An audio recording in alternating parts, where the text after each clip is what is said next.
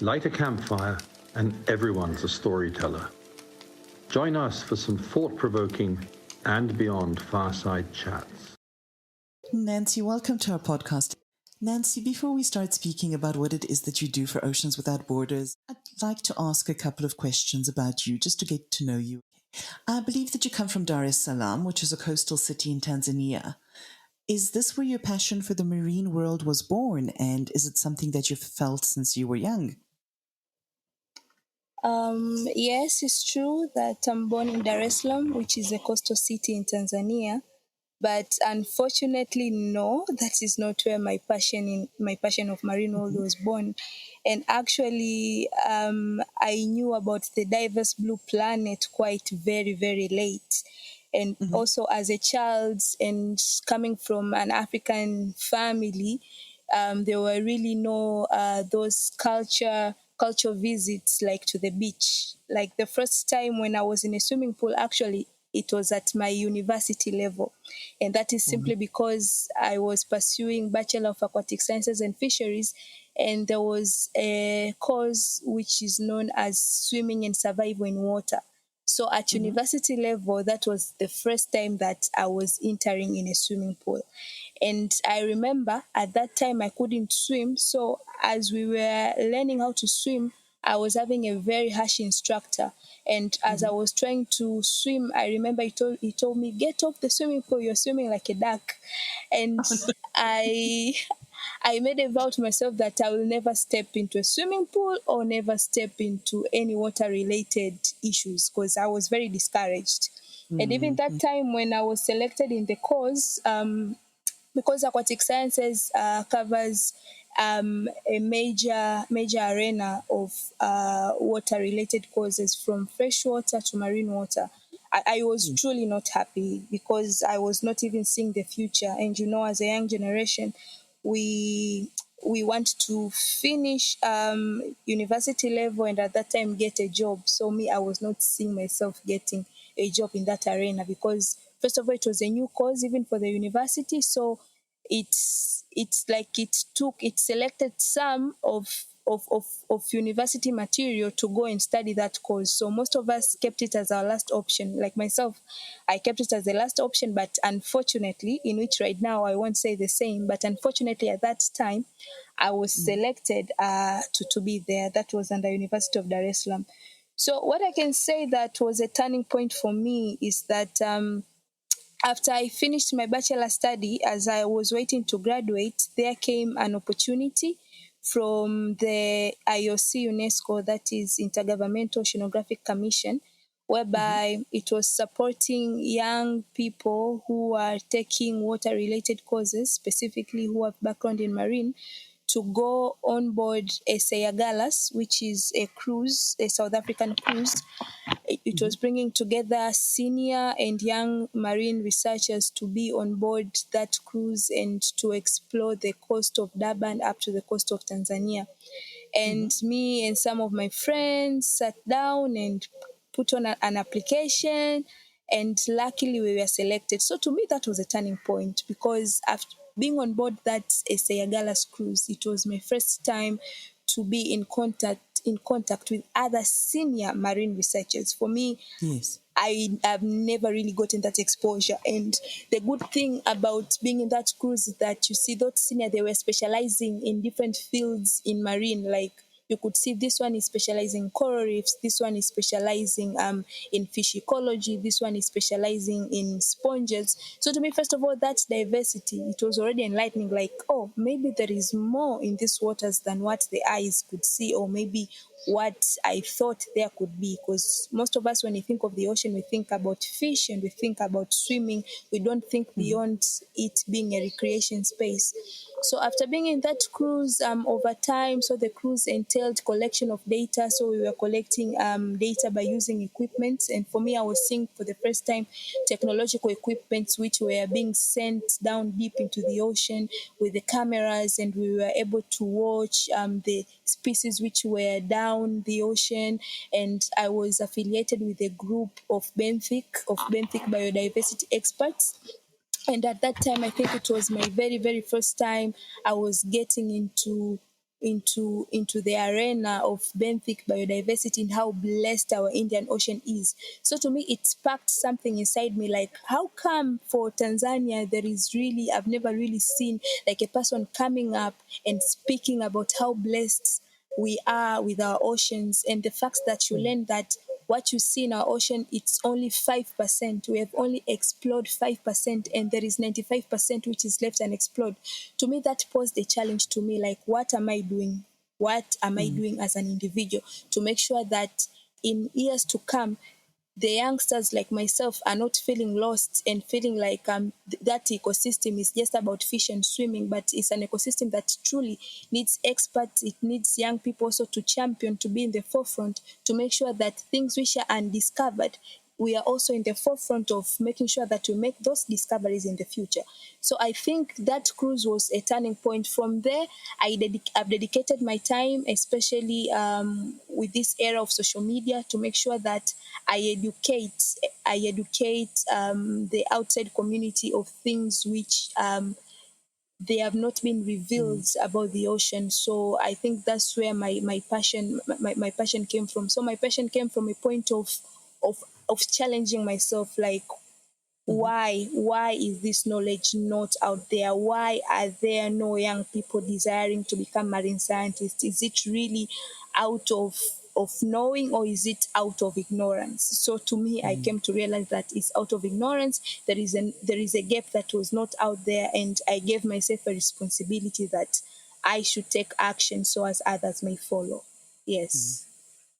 It's a really incredible story, I talk to so many people and I ask them, what made you passionate about this topic or that topic? And they're always like, whoa, I've always had this interest.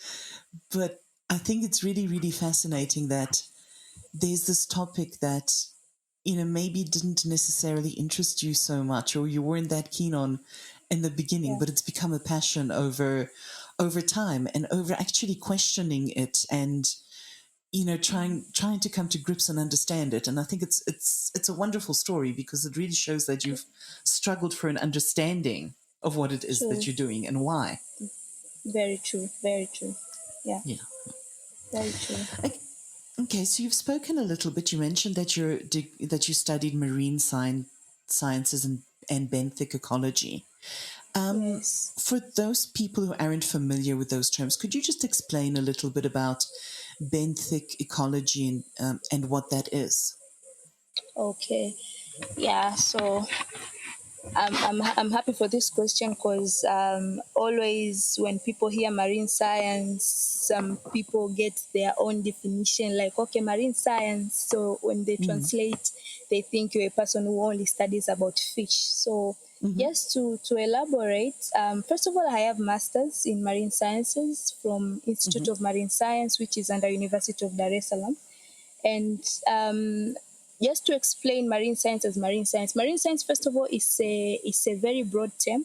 And when you speak of marine science, it encompasses different branches. There is physical, chemical, biological, geological, benthic, and also even the social aspects. And I'm going to explain each and every one. So also when you speak of marine sciences and oceanography, it's basically the same. It's the study about our ocean. But inside the ocean, there are different components. So like when we start with the physical oceanography, that is the study of our ocean, but you study the aspects of the physical properties, such as winds, such as tides, such as waves. But there is also another property known as chemical oceanography. It's also a study of our ocean, but you study in the chemical side of our ocean. So it can be how carbon dioxide is contributing into increase or decreasing of pH and things like those. And then we have the biological oceanography, which is a study about the biological part of our ocean, and that can be tiny organisms to large mammals, such as from the phytoplanktons, which you can see by eyes, to large mammals such as dolphins and whales. And then it can come to another branch, to geological oceanography, whereby you can study about the surface, how the surface of the ocean floor is. And then within that, we also have the benthic now. I like to call it benthic biodiversity. For it, Benthic, it entails a study, a very diverse study about the organisms, marine organisms for this case, in who are belonging in the ocean floor and how they interact with the environment. So when you speak about the ocean floor and the organisms which are the marine organisms which are associated with it, you are speaking of benthic ecology or benthic biodiversity.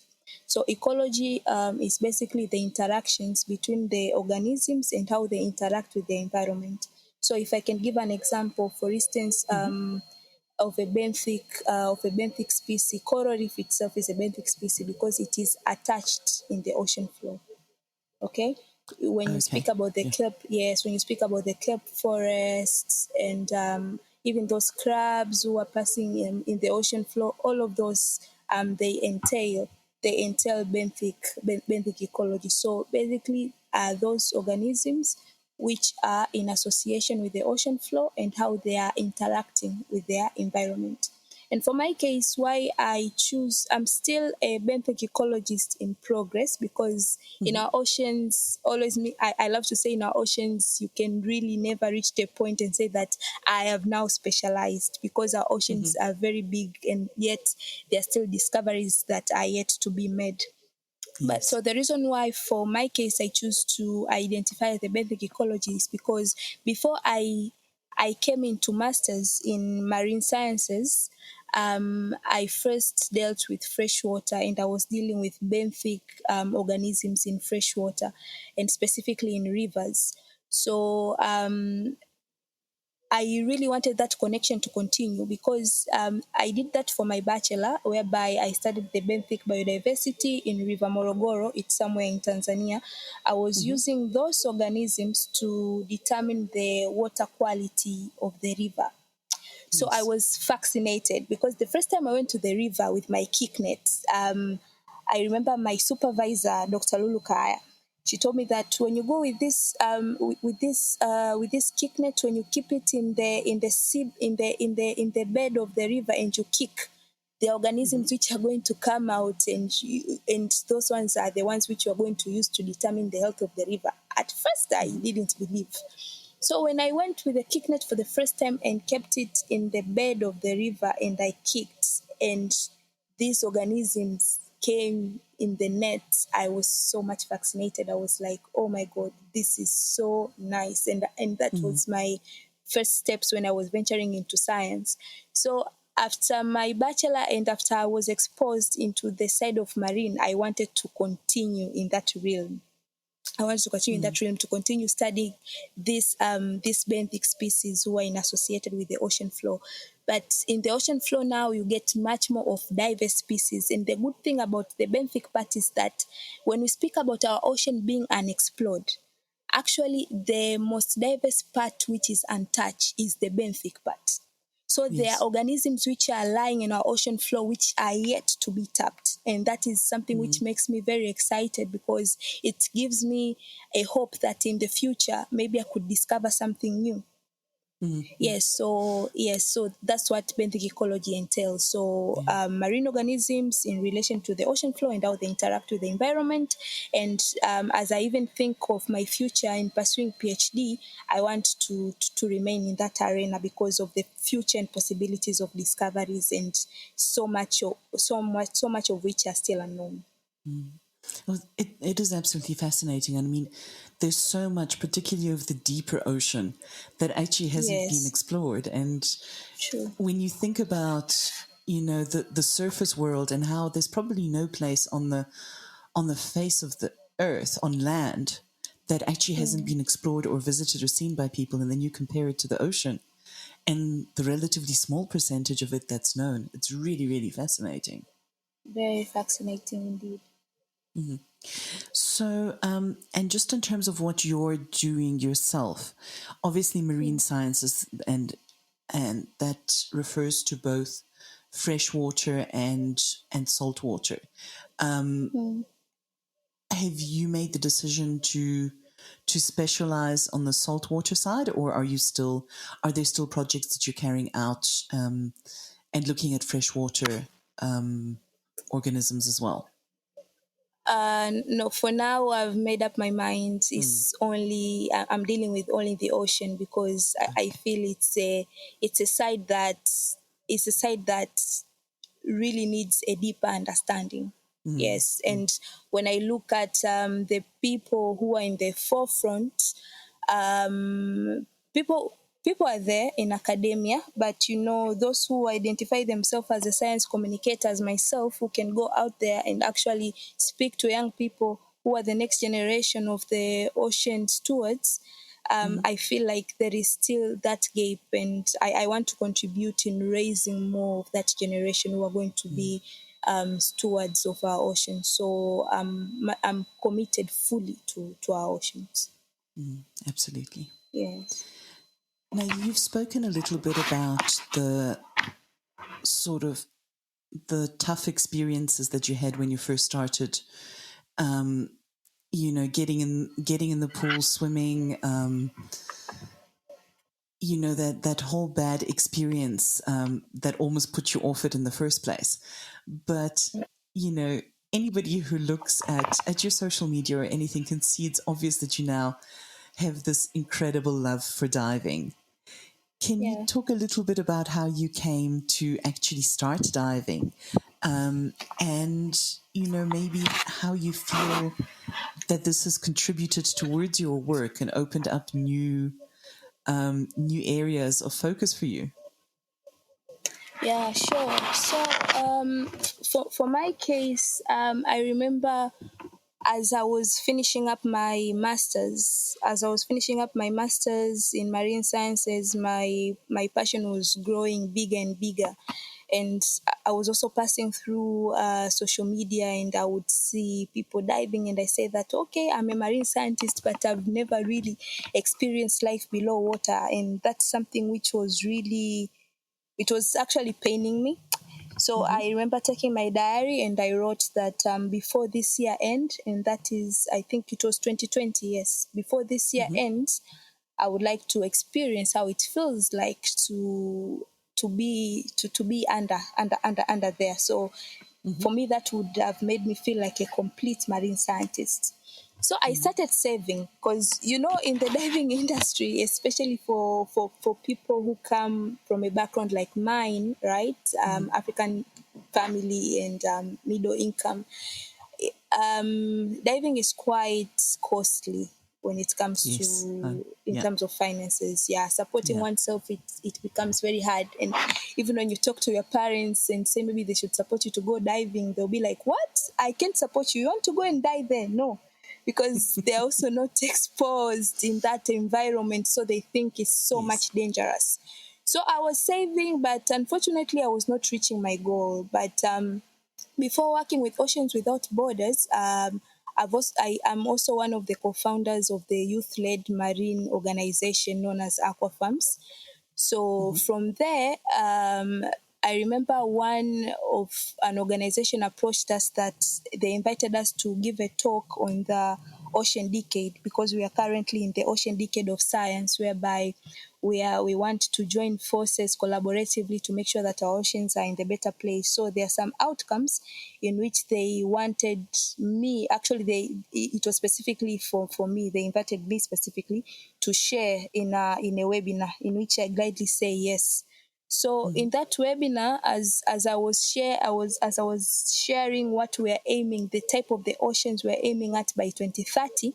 Fortunately, there was a potential person who was supporting some of the dive labs for Africans. So I remember after I presented, the gentleman asked me, Nancy, you have presented with so much passion, but my question is, have you ever been underwater and can you swim? I felt like he was there to embarrass me. So I was asking myself, should I tell this person the truth or should I hide? But I said it's not only my problem, because when you look to most of, I'll speak for my context, Tanzania alone. When you look for Yes. most of the Tanzanian marine scientists, and we are not so many, but most of us, Kesia, unfortunately, we have no luxury. There is really no that luxury of people who have experienced life below water. And Yes. even people who can swim, it's like the water, we live near the waters, but accessibility, the culture of going to swim, it remains to really few people. So as I explained to him, I explained generally that for him to see that this problem does not only lie to me, but it's a bigger one. I explained in a bigger context. And I think somehow he was moved. So the next day he approached me and he said that there is a lab that they are preparing in April. It was in April last year. And they would like me to take part, but it's not finalized. So they will confirm with me. And after a week, he called me. We did an interview. And there it was. The next thing I know that my dream was coming true. So I was enrolled in a lab known as the Decade Dive Master Storytelling Lab, which encompasses of training 10 African women up to dive master level qualification, so as they can become better storytellers and better scientists who can be able to conduct researches underwater. So to me, that was really a turning point because, at first it was a wish and here now it's coming true because I was failing in saving.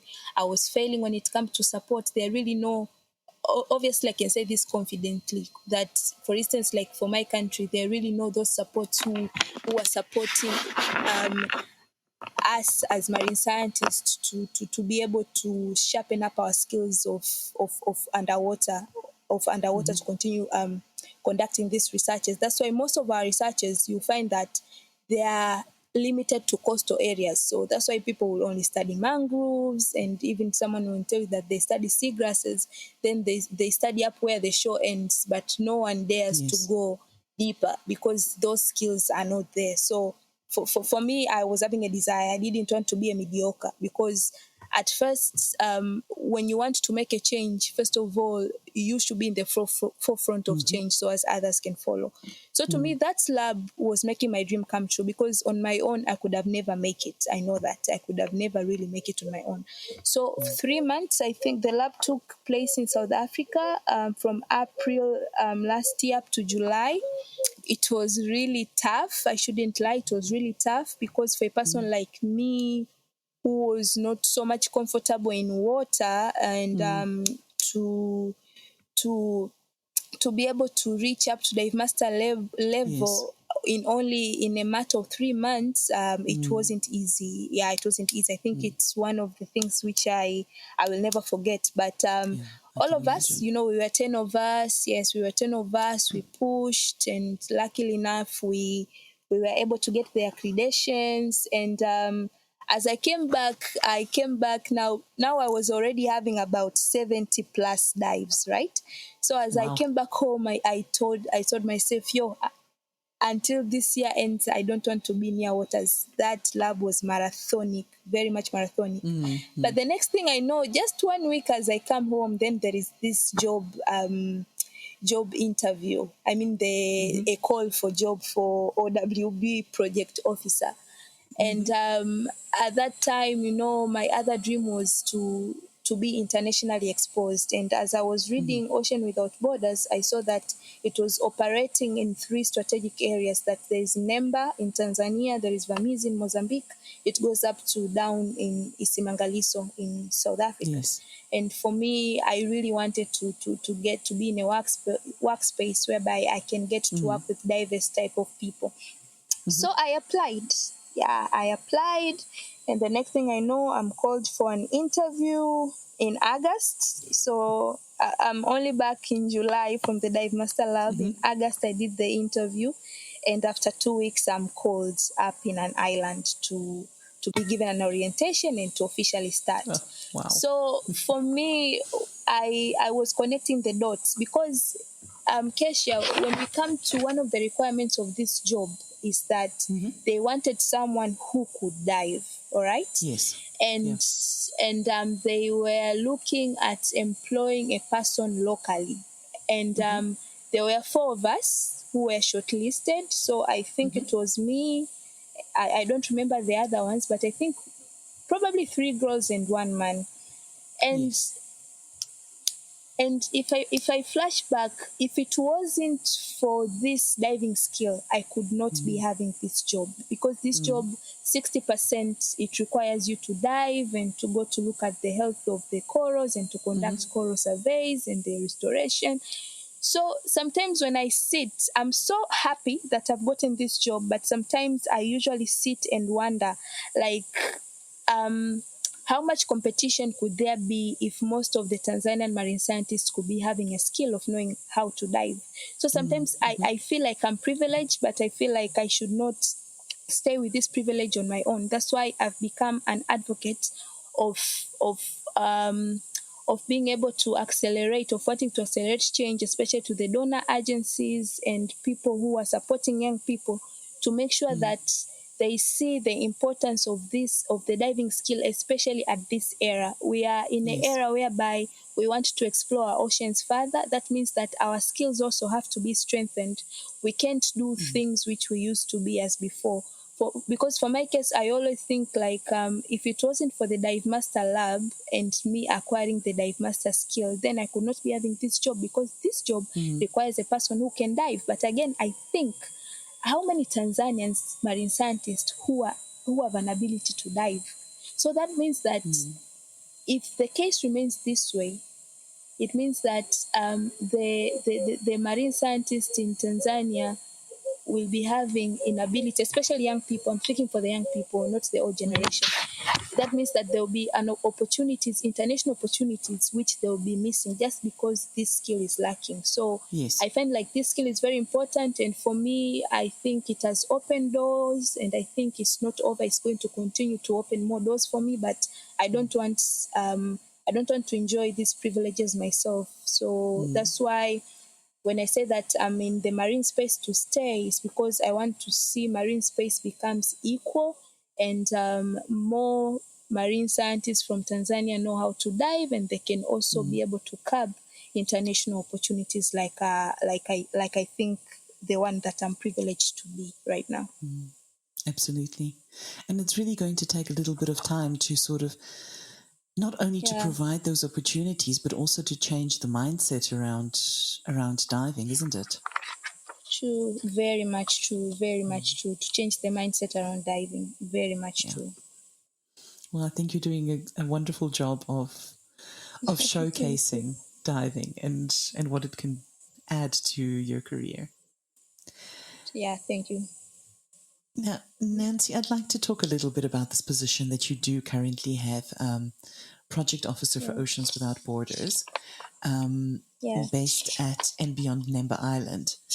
Can you give us just a rough idea of what exactly this position involves and what it is that you do on a daily basis?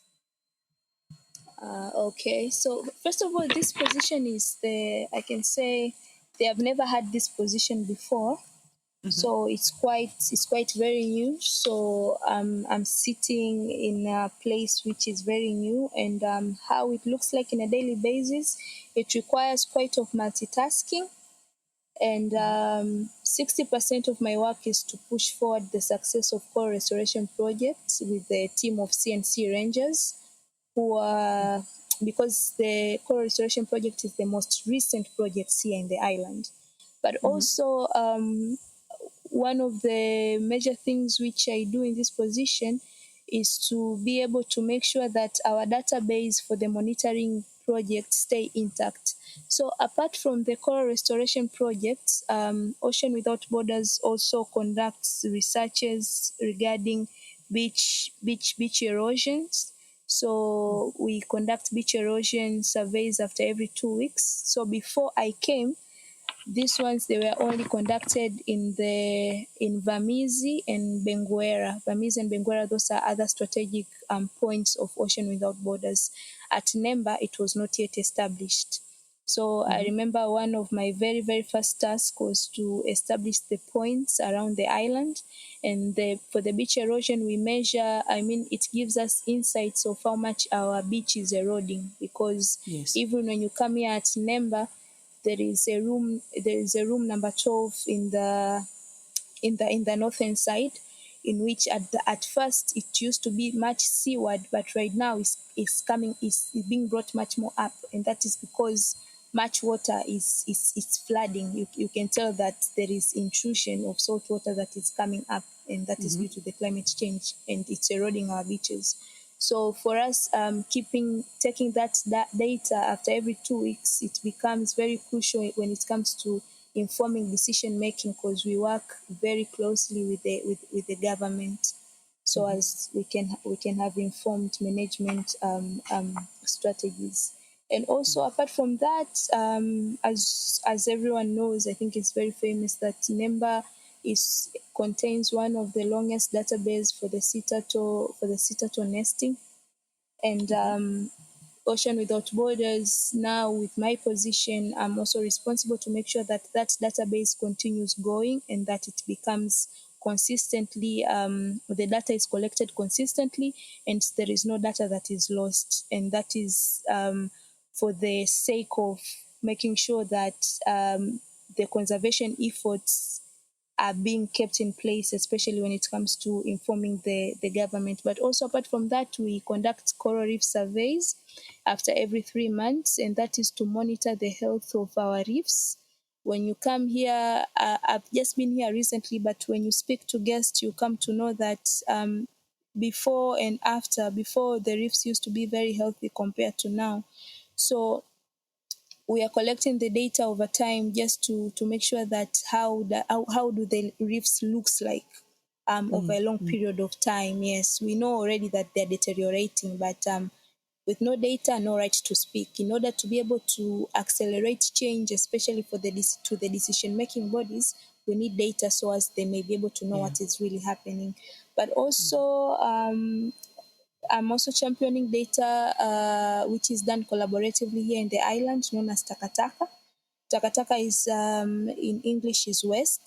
So every evening, one of the staff takes a basket and goes around the island and collect all type of waste that is being found. And in the morning meetings, we measure and we record that data. So since 2018, we have the data of how much waste is being collected around the island. So that is also kept in place, which keeps us informed of where we are going and what to do in terms of making decisions. But apart from that, also we are managing data of house reef monitoring. So as you know, Mnemba is one of the best dive sites. Yeah. So we have some boats which are coming, although we have very harsh restrictions of 200 meters, so they stay 200 meters away from the island. But those boats, when they come, they put a lot of pressure on our reefs. So we collect the data of how many boats do we get, and they come to dock near the Mnemba Island per day, and we present those data to the government, so as we can initiate some policies that can be environmental friendly to our corals. So basically, my day-to-day activity is around data management, making sure that I follow up and that the data is consistent, but also to take care of our new baby, which is the coral restoration project. But also, in addition to that, is to delight guests with marine conservation works that we do, because at Mnemba we get guests that are very high profiled. And yes. So talking to them about the marine conservation works that we do, taking them to go and see the coral nursery, explaining to them why we are collecting the data we collect is also part of my work. And that also accelerates that when the guests leave here, they go with that perception of why marine conservation is important, and they can go to tell their friends, and their friends will want to come and visit Mnemba, but also they will have that environmental conscious mind of why they should continue championing for sustainable oceans. Yeah, so that's roughly what I do here at Mnemba. That's a great deal of different and very, very sort of contrasting tasks to manage. It must be quite an effort to keep it all together. Yes, that's true. Yeah. So While you were speaking about Mnemba, you mentioned the CNC team, or the Community and Conservation Team. Yes. Can you tell us a little bit about who this team is, how and why it was formed, and who are the people who are part of it? Okay, so the Community and Conservation Rangers team here at Mnemba comprises of 3 very passionate young boys, and all of them are from Matemwe. Matemwe is just here around Mnemba. So they're from Matemwe. So for me also, when I came and took this position, for them they had already started to work, but they were working in their communities, because apart from working here at Mnemba, they also have a duty to work and educate their communities about marine conservation and why they should care about the ocean. So they're very passionate to save the community, and I think one of the points of selecting the CNC Rangers, it was that they should be from their community. And one of the CNC Ranger actually is a beneficiary from one of the Africa Foundation programs, and that is CLEF. So he was supported with a tertiary bursary project to finish his university study, and he is now back serving his community as a CNC Ranger. So That's wonderful. yeah. So I actually found them. Already working, and it was really attractive, for me, like working with people of my caliber, people like they're from the same environment, and now they are dedicating their time and their passion to make sure that they are also saving their community, something which is really, really attractive. Wonderful. And all of the CNC team that you work with, they've also been taught how to dive, haven't they? Yes. Actually, because I came later. So for them also, they were trained up to open water. They did their open water, and after doing their open water, they were then trained on how to become coral farmers. So they attended a 1-month training at Jambiani. So in Jambiani also they have a coral farm there. Jambiani resides in the east coast of Zanzibar, and there is an organization known as Marine Culture, in which we are collaborating together in setting up the coral farm here, and they do regularly visit to come and see how we are doing. So that's where the CNC Ranger went and get their training for 1 month. So everything they know now, they started from the scratch. They were also although for them they were from a coast of Zanzibar, and Zanzibar is surrounded by water everywhere, so you really can't avoid. So they were not so new to water, but they have never really learned how to dive. So they were trained first of all, and they attained their open water credentials, and after that they received a 1-month training on coral farming, and now they are back here to save the community of Mnemba and Matemo at large. And I believe that the Coral Reef Restoration Project was actually one of that the CNC team had quite a bit of input into choosing to work on that project. Is that correct? Yes. Okay. Can you tell us what is the aim of the Coral Restoration Project, and why was it chosen? So for the coral restoration projects, the idea came after seeing how the Mnemba reefs are being degraded. And that is due to, when you look before and after, even when the guests come to dive, they will tell you that, especially the Mnemba house reef, how it was before and how it is now, it is not the same. There are some changes which are occurring, and they are not changes for the better. It's just changing for the worse. So that also brought an attention to the Mnemba community, like what can we do to bring back and restore back life to the Mnemba house reef, which is deteriorating. So when it comes to the question of why, so what really raised the concern is the degradation of the Mnemba House Reef. And so now the aim of putting the coral restoration project is to be able to restore it and to give back life to it. So far we have started to plant in October, and we have 10 tables. But by the end of this month, we are going to add 10 more.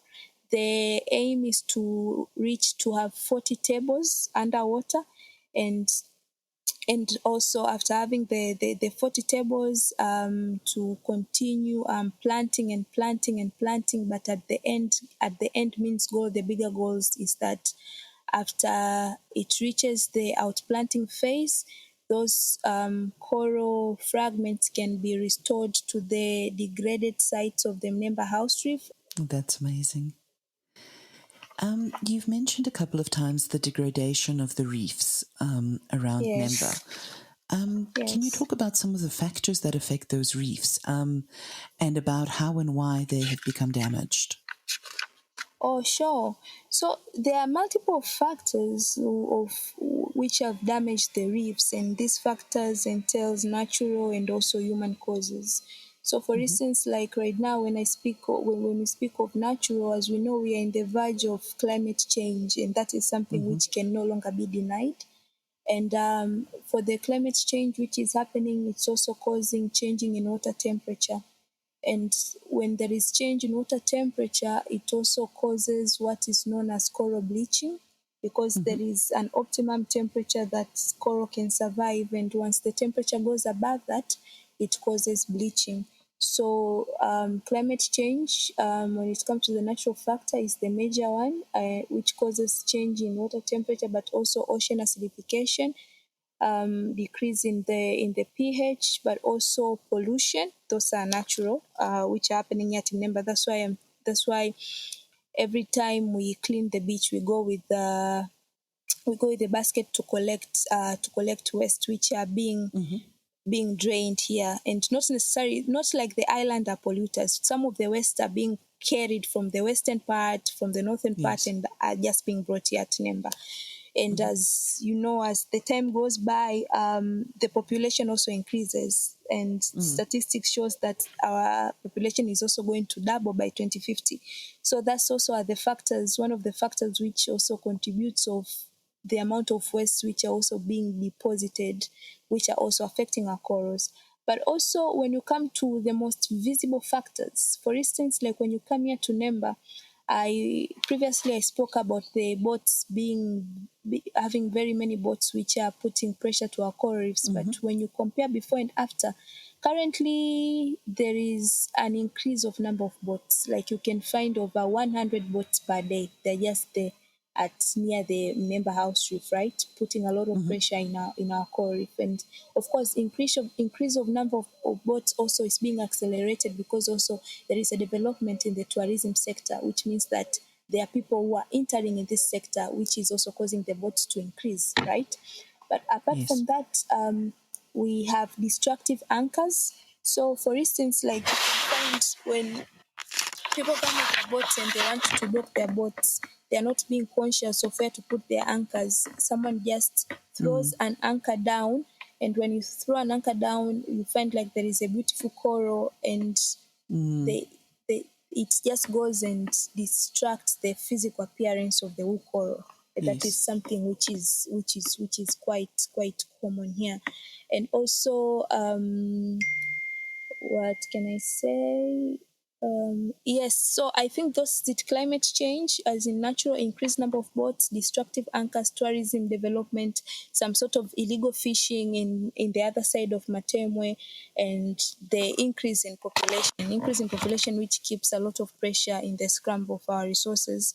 So those are the major factors which are causing the damage to happen to our reefs compared to before, and that's what really calls for restoration. Because also according to statistics, it says that globally we have already lost about 30 to 50% of our coral reefs, and if we are not careful, our tropical reefs could face extinction by the end of the century. So that really calls for a wake-up call that Yeah. initiations needs to be done so as we make sure that we save our coral reefs, because we really can't sit and just wait for these things to reduce, because climate change will continue to happen. People will continue to double, which means that increase of boats will continue to come. Destructive anchors will continue to be there. And for instance, like a place of Zanzibar, tourism is like one of the major source of income to most of the people who are living here. So you really can't continue that people are going to stop. So it's upon us to continue giving awareness and education, but also to do action on ground to make sure that people can see, people can learn, and we can get a lot of people to join us in making sure that our coral reefs are sustainable. Absolutely. And could you speak a little bit in general about the importance of corals and why it is so crucial to actually protect them and to nourish them and to make sure that they're restored and grow again on the reefs? Yeah, sure.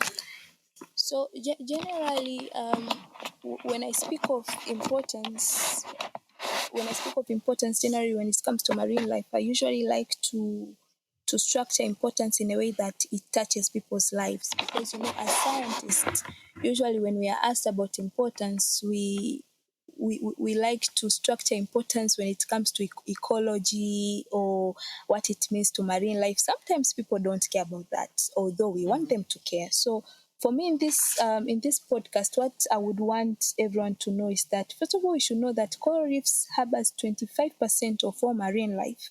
And apart from that, over 4,000 fish species are found in the coral reefs. And there is a very, very, very unique connection. There is a very great connection between the coral reefs and our lives. It totally connects to our lives. For instance, globally, we have over 3 billion people who are depending on the marine resources for food, for income, for tourism, for coastal protection. And all those, it is thanks for our coral reefs, because once our coral reefs are distracted, once they are not restored, that means that even the luxury of fish which we are enjoying to eat right now, it will also be lost. But not only in terms of food, let's think also in terms of employment. Over 3 billion people globally are employed. But when we come to Tanzania, it's over 2,100 people are depending on the ocean. They're fishers, they're depending on the ocean for food and for income and to sustain their lives. And when we think about the income and the employment, we can't exclude the health of the coral reefs, because the more corals are healthy, the more it's going to generate, the more it's going to provide us with the ecosystem services that we need. But also, the dependency of the fishermen for their livelihoods depends muchly on corals. And sometimes you might be in the mainland and think that the coral reefs are not concerning me, it only concerns the fishermen. But when we think in the whole of the value chain of either fishing or the marine life, we are highly involved. For instance, there are some countries which are highly dependent on the tourism sector in their economic progress. And that country, like for instance, when we think of Zanzibar alone, most of the tourists, one of the reasons they come is because they want to see the beautiful coral reefs, you see. So when they're destroyed, it's also distracting the tourism sector, because now the guests which are coming and which are bringing some of the people the source of income or contributing to the country GDP, now they're seeing the destruction which is being done. It means that they can make a decision of not coming anymore. So the major importance of coral reefs, I could say that it's totally connected to our lives, totally connected also to the country growth, and also for the coastal protection. we live in terms of climate change. We have storms, typhoons, we have big waves. Coral reefs, they aid in making sure that they break the waves, and at least now we can say that we are being safe. And I think all this should be taken into account. All this should be taken into account: the economic aspects, the ecological aspects, the social aspects, in which all of them are being contributed by coral reefs in making our lives better. And as Oceans Without Borders, our vision is to leave our oceans a better place. And leaving our oceans a better place, it has highly connection with how we people, we are connecting with the ocean. And the coral reefs itself is the most diverse resource that we have in our blue planet. So for me, I can use this opportunity also to to to to call for action for anyone who is listening to this, that it's upon me, it's upon you also to seek for right information. And as we seek for right information, we should be able to seek for right connections. How are our oceans connecting directly to my life? Because sometimes we feel like the ocean is being excluded, it only belongs to the coastal people, or it's only a responsibility of my marine scientists. But actually, when we also commit to learn, there is a lot of information online, we come to know that it's totally in connection with our daily to daily lives. It's totally in connections with each other's, how we care for one another. So if I'm in mainland in Tanzania and I care for our ocean, it means that it's also going to benefit for a father or a mother in Zanzibar who depends 100% in our ocean for his or her daily to daily activities. Absolutely. Can we talk a little bit about the actual process of rehabilitating and growing the coral? So I know that you begin with broken pieces of coral, but, what happens and how does the process work? And, do you work on different types of coral? Is the process the same for all of those different types? Can you just talk a little bit about how it actually works, practically? Okay, so I will take you through all the 4 phases. So, for instance, for the coral restoration project, the very first stage is a coral nursery preparation, because as nursery itself stands for, nursery is where babies are nurtured, babies are grown. So, and before bringing a baby in, first of all, you need to make the environment conducive before the baby can come in and being nurtured. So the very first stage is the coral nursery preparations, in which in this, it entails of farm preparations, it entails of preparing tables, because we keep tables underwater, and it entails of preparation of disc. So we usually use cement. There is an Instagram, the and beyond Mnemba, I think, Instagram page just posted a video of what we do underwater. So I would also request, if people are going to see, they could see that there is discs which we usually make, and those discs are for the attachment of the coral babies. So we first prepare the disc, we prepare the tables, we mark our area. When you come here, you see that our area is marked with buoys, to make sure that people know that this area is restricted and there is a project going on. Yes, so after that, we take our tables underneath. Like right now, I've said that we have 10 tables, but before taking our tables underwater, there are some preparations which we make. Like each table, we keep 8 segments. So in each table, there are 8 segments in which different type of corals are being planted in there. So in each segment, we keep 21 pieces of corals are being planted. So in one table, when you take 21 times 7, so approximately 147 coral fragments are being planted on one table. So when we take them down into the ocean, and we make sure that now our farm is ready, there comes the second stage, and that is to go to look for the coral of opportunity. So in looking for the coral of opportunity, for here, we identify those sites that have loose corals. because sometimes people think that when you do coral restoration, it means that you are destroying the corals around, but no.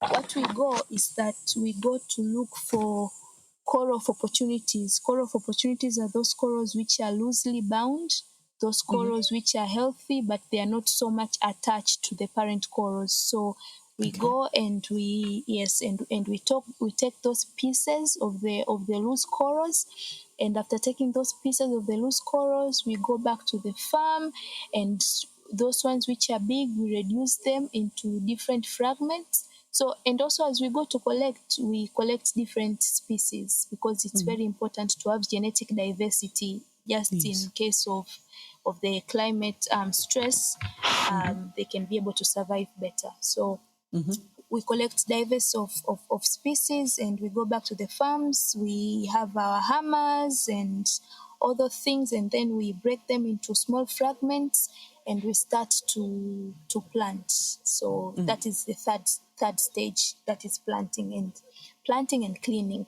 That is a progressive stage. Now we start to plant, and as we plant in each segment, we make sure that we keep different species. As I said, our table has 8 segments, so if in segment 1 we keep this species, in segment 2 we keep another species, and we alternate like that. So someone might wonder, why are you cutting those corals in small pieces, and how do they grow back? So the corals entail something which is known as asexual reproduction, in which when you cut it, it has an asexual way of reproducing known as fragmentation, in which a new colony develops from a colony which is cut. So it continues to perpetuate life. So at the end of the day, maybe when you come to look at the end of 3 to 6 months, you see that the part of the coral which you cut and now it's in the nursery to grow, you see that it has outgrown itself, because it continues to perpetuate life through asexual reproduction. So after planting, as the way the child is born, we continue to care for the farms for the farm. So we continue going daily for cleaning. And why do we do that? Is because when the coral are left for a very long time, we have this algae, they come to settle in the coral, in which sometimes it is not really a good sign, because once they overgrow, they limit light to penetrate and the coral stops to grow. In order for coral to continue growing, it needs light penetration. An amount of light needs to be able to reach it. So we go with our brushes daily, and we clean up to make sure that algae is removed. But also we look for any signs of there's some organisms which are infectious, like Drupella. There's an organism known as Drupella, which can be deadly to coral, and also some crown of thorns. Those are natural predators. So all of those, we remove them to make sure that our coral remains healthy. So that is something which we continue to do daily, looking for coral of opportunities and planting, looking for coral of opportunities and planting and cleaning.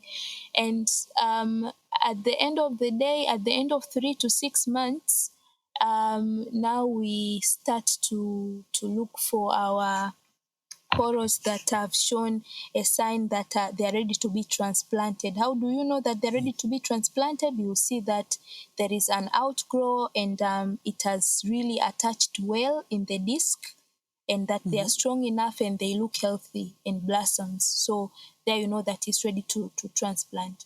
So when you look at our farm currently, because the first corals we have planted in October, so there are some which have already shown signs that they can be transplanted, but we have not yet transplanted any, because there are some logistical issues that needs to be kept in place before we can finally decide. Because in coral outplanting, which is the 4th stage and the last, which means that now we are taking our corals to go and restore the damaged sites of the house reef.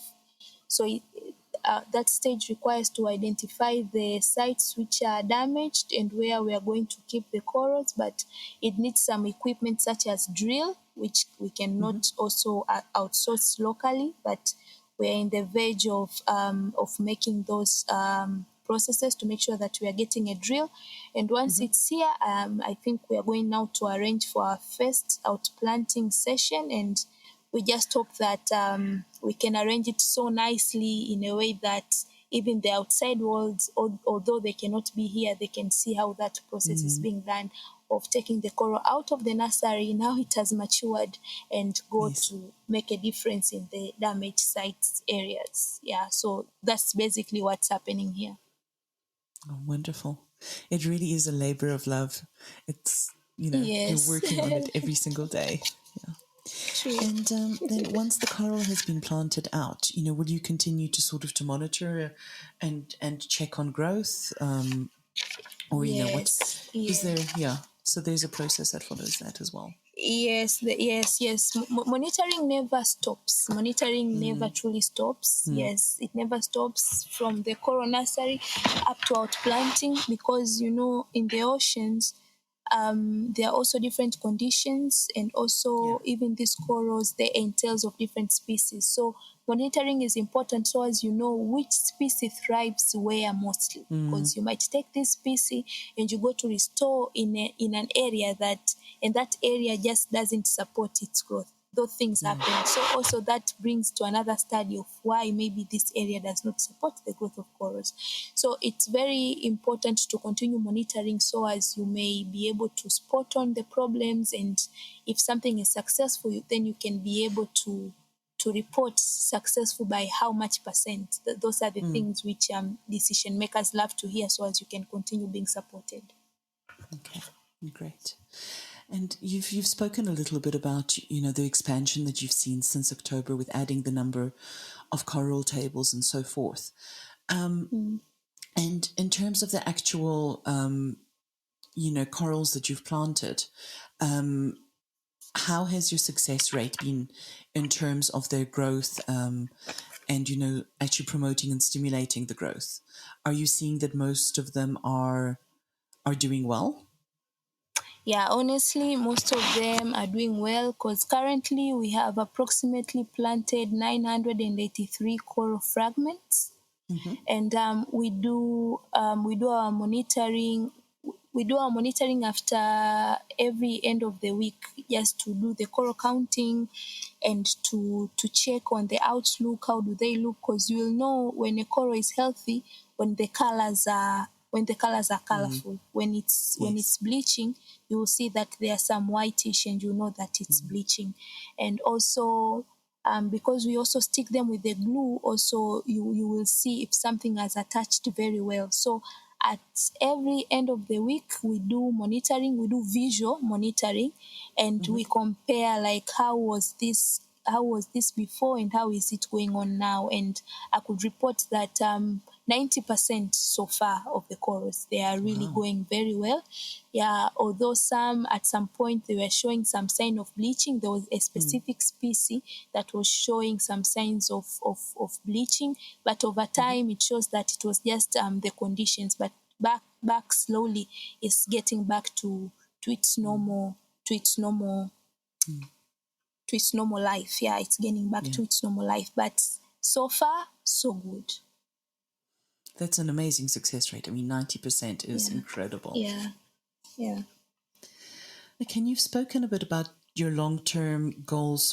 Do you have any idea how long that's going to take you to achieve? And, do you have specific aims that you've set yourself for this particular year, for 2022? Yeah, so, Keisha, in starting any new project, there are usually some challenges in between.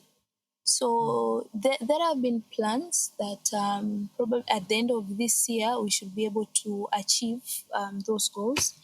But for now, I could say that we're a little bit behind, and that is simply because when it comes to some of the logistics, like we can't source the glue internally, like it's not found locally. It has to be sourced out from South Africa, and sometimes that can cause some sort of delays. So this week, I'll be sitting with the principal scientist, Dr. Tessa, together with our consultant, Christian from Jambiani, and we are going to make new plans of where, how, what should be done by when, because right now we are getting the momentum. There was a lot of work behind the scenes, but also there have been delays, and that is a learning process. And for course. Mnemba, and sometimes getting things in Zanzibar in place, it can become also quite a challenge. So very soon, I think our new plan is going to go public. That's Yeah. fantastic. I think it's going to be an incredibly successful project. Yeah, sure. Nancy, just to end off with, you've spoken very eloquently about why you believe that everybody should care about the health of the oceans and of the marine environment. And I know you spend a lot of time speaking to guests about this. And Yes. I think a lot of people have this perception about, okay, they understand why they should care, but they live so far from the ocean. What can they do that will influence the marine world? Can you end us off with just one tip or one piece of advice that you'd like to give to anybody who wants to contribute to making the oceans a healthier place and looking after them? Oh, sure.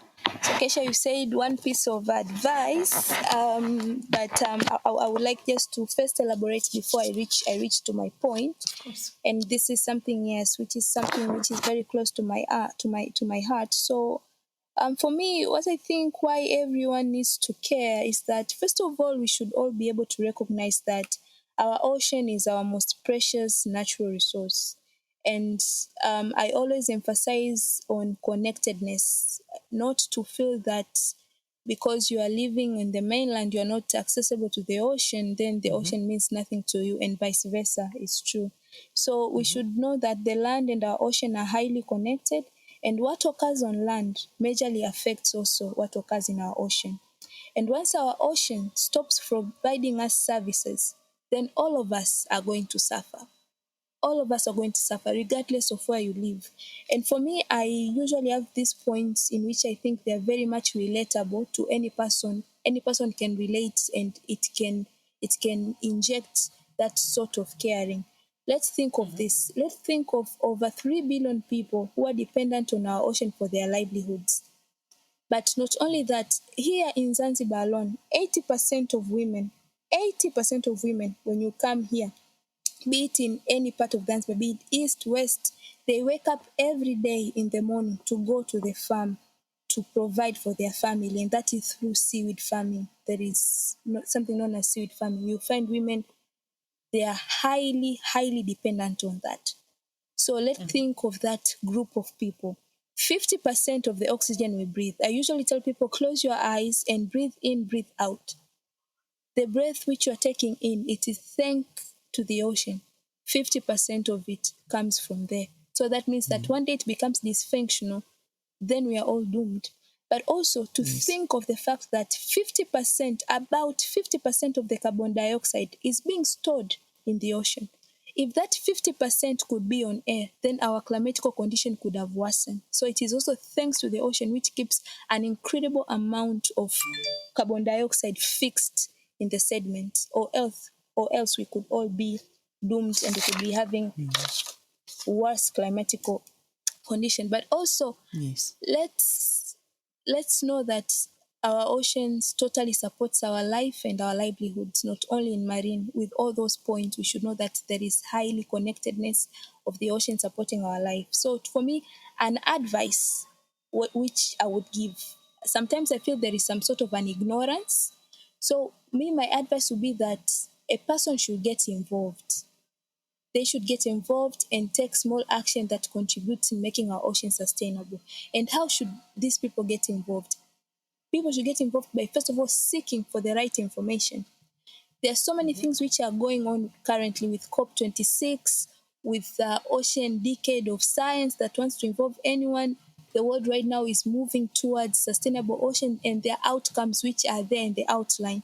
And what are the calls, you as an individual, how you can contribute. So I think it's very important to get involved and to seek for the right information and to see how we can get involved. But also, I would advise people to get to know more of the ocean beyond fish. Snorkeling is not expensive. You only need a pair of masks and a pair of fins, and you can go to snorkel and see life beyond fish, because we still have a lot of minds, especially in Tanzania. They think that the ocean is all about fish, but the ocean down there is very colorful. We have a lot of diverse biodiversity that can incredibly arouse your curiosity and make you want to know more. And as you seek to know more, that's when you care. That's when you rejuvenate yourself to want to care and want to take action.